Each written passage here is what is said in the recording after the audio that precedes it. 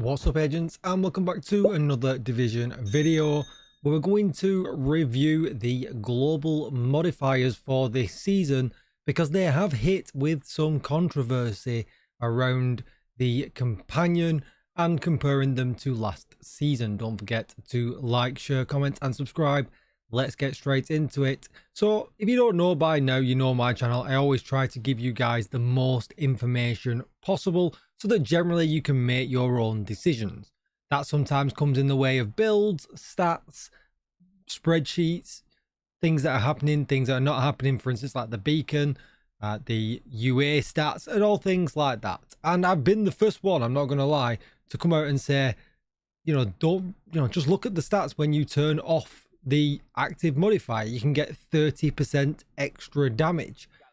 But is that really the long and short of it? Actually, it probably isn't. And to be honest, it almost feels a little bit like I'm misleading you as the subscriber base to my channel into saying maybe you should do this. And I am not entirely sure that is the right decision. And therefore, I thought I'm going to make a whole review of the global modifier, really to make the channel stand out a little bit as well, because I'm not really seeing anybody go down the path I'm going to go down and suggest what I'm going to suggest. So this is either going to go really good or really, really bad. So first of all, though, let's take a look at what it is I'm exactly talking about. So we've got the command link global modifier. Now, I'm going to talk a little bit here about the control of the companion itself. So what I'm going to do is I'm going to put spearhead on, and this will be a slightly long video. I feel like I need to give this a fair run and a fair shot to kind of cover all of the comments that I think I'll end up getting down below and try and cover everything possible. And if I don't give the modifier an actual go, I feel like I'm probably doing it a misservice. So first of all, let's just talk about it between now and the PTS. It's night and day.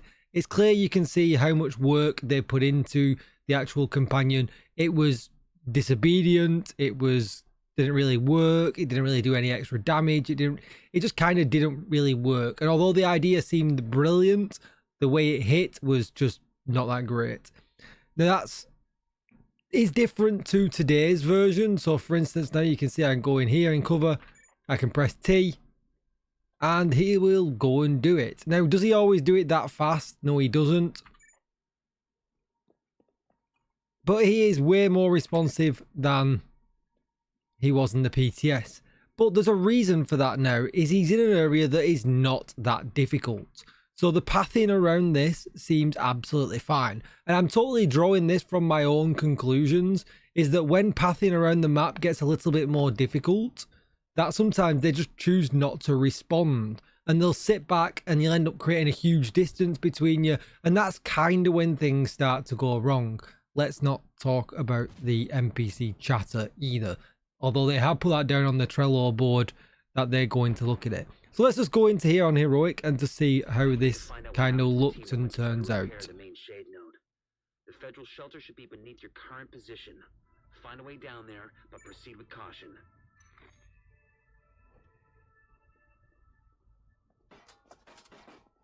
So as you can see, I issued him a command to attack. And I had to do it twice for him to start to attack. You know, and he's attacking. Is he doing the world's best job at it? No. But is he doing what it says on the tin? Yeah, I mean, he's doing alright, right? And in the middle. I do have a really good companion as well. But now that he's in front of me, he seems to work better. It's when they're behind you, they don't seem to work as well. And I don't know if that's just me. It just seems a bit weird. Damn, you see that shot? I did see that shot. But this now, as it stands now, I think he's doing a fairly good job. You know, he's pushing up now as well.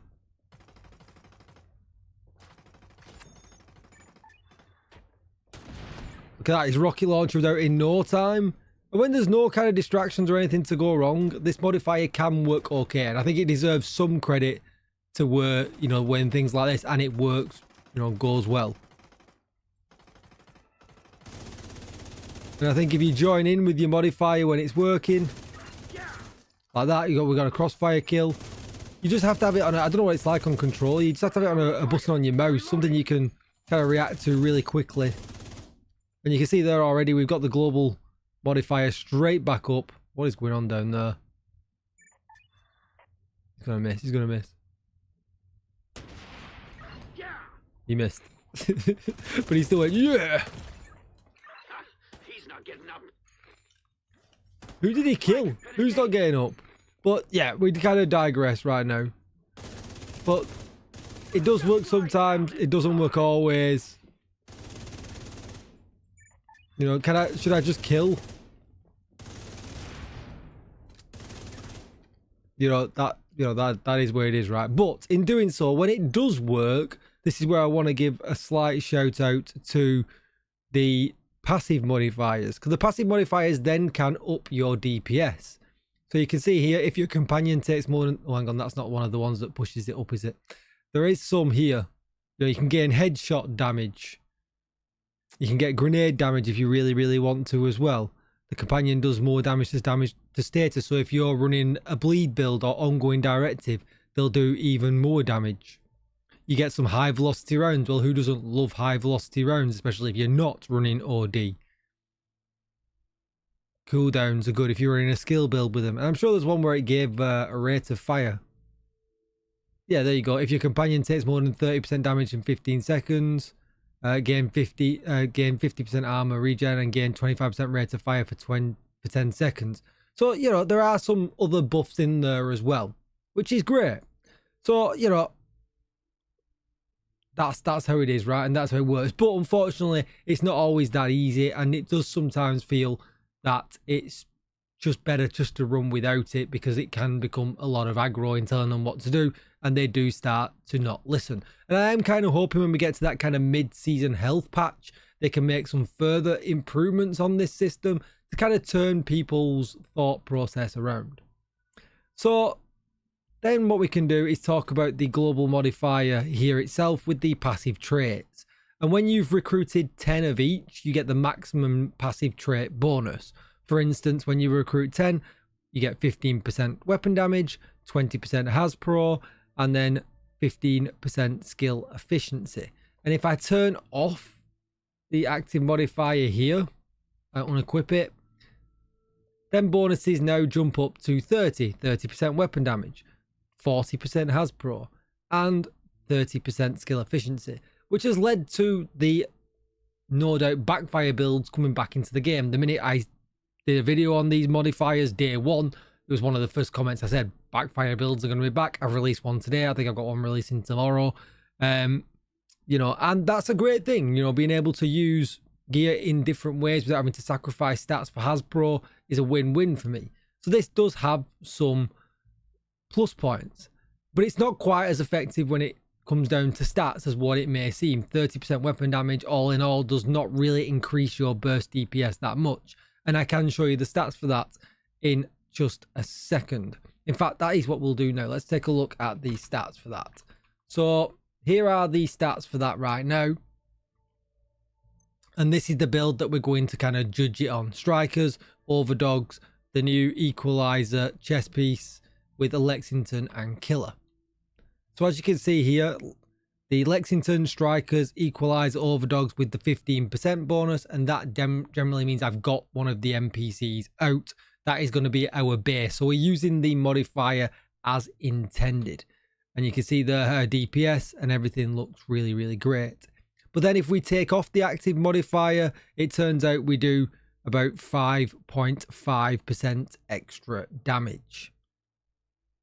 So at that point then passive buffs, or I say the passive buffs, the buffs we were talking about before that do give you extra DPS, so the rate of fire, the headshot damage, the bleed bullets and things like that, you're trading them off for an extra 5% raw damage. And then don't forget there's the skill efficiency and the Has-Pro built in. And to be honest, it's probably worth not doing that, and that's where I kind of came into at the beginning of this video, that yeah, all right, you can have 30% extra damage. It's not actually that much, and for the fact that the companion will pick you up, it's an emergency revive and things like that, you could probably trade off your Reviver Hive for another skill or for something else and things like that, you're only trading up by 5%. And that's what kind of wanted me to make this video. Like, it's not that great of an increase not running the active modifier, apart from if you don't like the NPC chatter, and that'll be the last joke we'll make about that throughout this video. But you know, an increase is an increase, and especially if you're not min-maxed and you're trying to progress in the game, I kind of get it. You want to take every little bit of extra damage that you want. Skill efficiency comes in nice with shields. You know, Hasbro comes in nice if you're doing outcasts or, you know, something like that, and you're going to be in fire or whatever, like, you know what I mean? So there are, you know, pluses and minuses to this, but as far as raw damage goes, it's only 5.5%. But then we come down to the point, well, what about just turning them off completely? Let's just not run them at all. And I've seen a lot of comments with people that are going, you know, I'm just going to turn them off.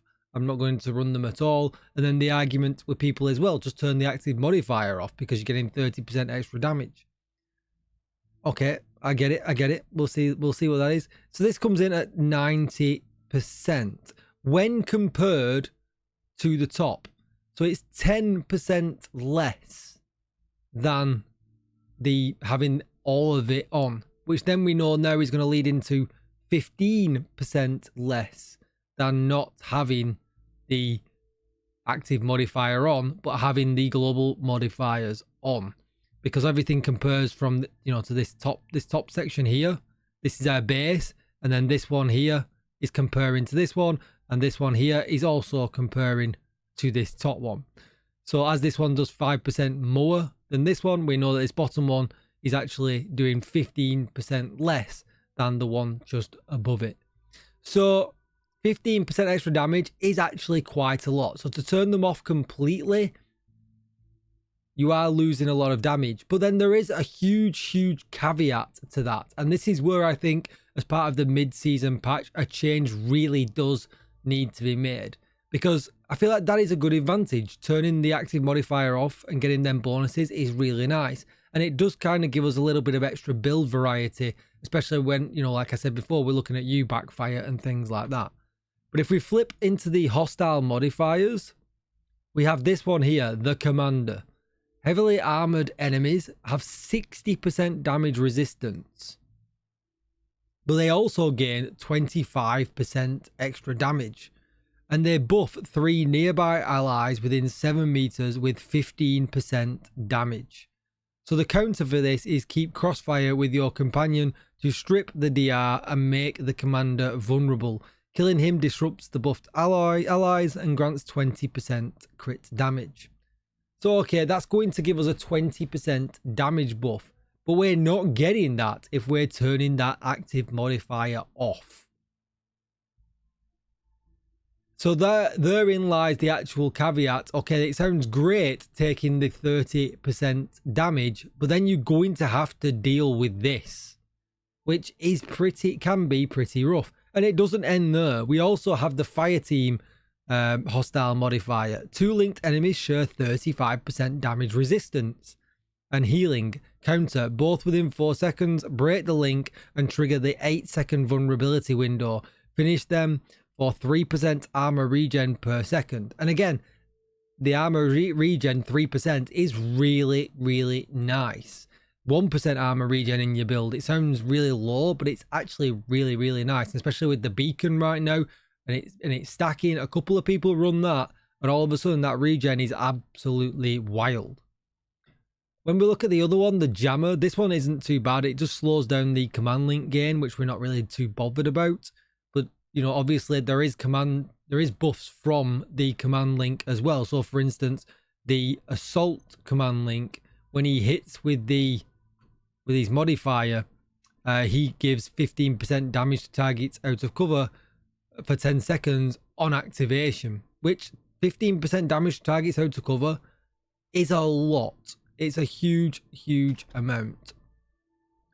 So, you know, and then for instance on here on my assault one, you can see I've got glass operator that gives him 25% damage, and the executioner one kicks in a lot, and I've seen him do it to a boss. He can flatten a boss when it gets to 20%.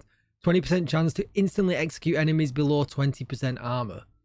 So again, there are some advantages to running the actual modifier over not running just the active modifier for that extra 15% boost on the stats. It's not actually 30%. It maxes out at 30%. It's an additional 15%. So as long as you can kind of make it so that you can build command link up really, really fast and it's not too much hassle, therein lies an argument to actually keep the modifiers on, because we know now off the actual stats when you're running a strikers build, you're only gaining 5.4% damage, and all them other things combined, then having to deal with the actual hostile modifiers, I think it's probably going to make up for that 5% really, really easily. And I think really the only kind of draw here is, should you be running them on or completely off? I'm not so sure the middle ground should really exist. And I think the game might be being made harder for people. And I'm seeing a lot of people online complain about, you know, I'm dying more and things are happening and things like that. And I think it's down to the understanding of these modifiers and actually how powerful the hostile modifiers really are, and not how powerful just taking the active modifier off really is. It's a boost, yes, of 5%, but you're still having to deal with it, and all of a sudden you've got no way of actually dealing with it apart from actually applying max DPS. And if you've not got a min-max build and you're not maxed out, all of a sudden it kind of makes sense why people are getting a little bit upset about the games feeling harder, especially when we already know, and I've done a video on it recently and I'll link it down below, how much more damage last season's modifiers did over this season's modifiers. And that's this video here. It was the last one on my channel. I'll link it down below so you can go and check that out, because that's also going to be playing a part of how underpowered people feel this season.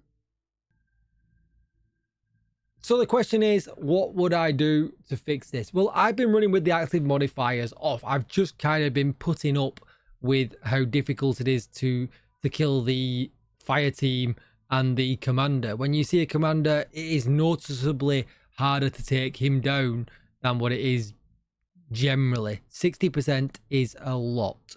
And there's a few things I kind of think need to be done here. One, I think the commander definitely needs to be halved. I think no doubt about it. These hostile modifiers are really, really high. And although they have buffed our side of the modifier by adding them passive boosts, I still think the commander is really, really hard to kill, especially the fact that he buffs 3 other nearby enemies with 15% extra damage. And aside from that as well, if you're doing a mission where the enemies have turrets, it really does feel like they've been buffed. And I think that's probably something to do with the fact that the engineer NPC got a buff, and I think that buff has probably applied also to enemy turrets as well. And I think also that is also making players feel very squishy and very vulnerable. So, but I think that is potentially a bug, and hopefully will get fixed in the mid-season patch. That's usually when things happen in a couple of weeks' time. Well, not a couple of weeks, but who knows? There might be changes. We know there's a winter event coming that will no doubt require a patch, especially if they're going to theme the areas like they did with Halloween. So maybe we'll get some quality of life fixes at that same time. But I do think this damage resistance does need to be lowered quite significantly. And I would do the same here with the fire team. Again, I think this really does need to be lowered. Yes, it's fine to give them an edge, but they seem to have a huge edge, which makes running, you know, wanting to run these modifiers, NPC companion gripes aside, just that little bit harder to swallow. So let's, my general consensus here is I think we should be running with the active modifiers on. But I also feel like sometimes the NPC isn't quite playing, you know, how it needs to play. So for instance, in that gameplay at the beginning of this mission, it was fine, and I have given them a lot of chance. Yeah, all right, I did cheese them to get them to max level. So you can see here 20% explosive damage, 10-meter blast radius, and the explosion leaves a burning area for 5 seconds. this is kind of nice, because the enemies tend to not want to run through the burning area, even if he misses wildly, which he often does. When we look at the tech climb one, the turret does deal a decent amount of damage, although, watch out for them enemy ones, and it fires explosive ammo. It's really good. And then when it comes to the quick fix as well, the shock pulse and things like that, again, is pretty good. But you have got to get around the annoyance of them talking a lot, and sometimes they just completely disobey you. And I think what I've been trying to do, and I shouldn't have to do this, but if they do tend to stop responding, turn your camera away from them and just ignore them for about 10 seconds. Because what you'll find is they'll teleport behind you to a place where they become kind of unstuck and they'll start reacting to you again. Is that ideal? No. Would I rather see them just teleport, so that they don't get stuck? If I'm saying to him, go there now, I want that to be snappy. I want that to be quick. And if he's stuck and he can't path to it, and it requires him to teleport and break that immersion that something's teleported on my screen, I would rather that just happen. Let's face it, we can fast travel of agents anyway. We've already seen that with our teammates when they roll in, sometimes when they're teleporting to us. It's not really going to break too much immersion, and it's probably going to take away some frustration of using the actual NPC. So I do kind of come back down to my point where I've rolled around it and rolled around it and rolled around it for quite a bit now, is that I do really feel that the middle ground of taking the active modifier off isn't really worth it. I don't really feel like it does give you an advantage too much. That 5% I don't think is a huge advantage unless you want to run a very specialized build like the backfire build, because you require that much Hasbro. If the skill efficiency, the 30%, is coming in because you're running a skill build, it's probably worth it. I can think about running my explosive build that I've got here. I absolutely love running this build as a bit of a change and a bit of a change from the status quo, and 30% extra damage on it is going to be superb, as well as skill haste and everything else that's rolled into skill efficiency. So yes, okay, it absolutely does have some uses for some builds. It makes some better. It welcomes the backfire back in the fact that we can run more damage on our build and not have, and be at 50% Hasbro without having to do anything at all. But it does make it rather niche, and I would rather make it so that the modifiers are not niche. So I feel like there is a little bit of tweaking that they could do here and there. I think they've even got some room to buff these passive modifiers and make them perhaps a little bit better. The assault being 20 and 20, I think, would go a long way, especially if they're not going to bring down the resistance on the hostile modifiers. And there's a multitude of ways they could go about making this feel just that little bit better. And some of that is going to be behind the scenes work on pathing and how they respond and making them more responsive. And I do hope that even though this is only here for one season, that they're still doing that behind the scenes and they're trying to make it better before the season ends, because I feel like it needs to go out on a high. It's come in, it's better than the PTS by no means. You can tell they put a lot of hard work into it, and I really don't want that to just kind of slide after the sheer amount of work you can tell they put into it. So if they can improve it over a couple of patches before the end of the season and kind of go out on a high, because I would really hope that companions come back even bigger and better in the future. A hyena companion, a black tusk companion, whatever, that would be great. And I feel like, they probably put that work into this, and it does feel like when Yannick was talking on the stream that is kind of the aim, that these companions will come back in one way or another. So I feel like it would be really good if they do go out on a high. And obviously let me know what you think in the comments down below. What would make you turn them on? If you're one of the people that have just turned them off, let me know what would make you turn them on, chatter aside. But yeah, the stats do speak for themselves. That extra 15% to pump up to 30 is not as much, as what some of the videos, my own included, are distributing on the web. That, because 30% does sound like a lot, but when it comes down to it, 5.4% extra burst DPS is all that you're getting, and you've got to deal with the hostile modifiers. So that's kind of the long and short of it, really.